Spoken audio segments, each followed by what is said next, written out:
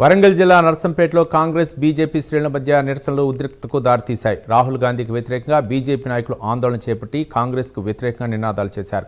అనంతరం రాహుల్ గాంధీ దిష్టిబొమ్మను దహనం చేశారు. దీనికి ప్రతిగా కాంగ్రెస్ శ్రేణులు అక్కడికి చేరుకుని బీజేపీకి వ్యతిరేకంగా నినాదాలు చేయడంతో ఇరు పార్టీల నాయకుల మధ్య వాగ్వాదం చోటు చేసుకుంది.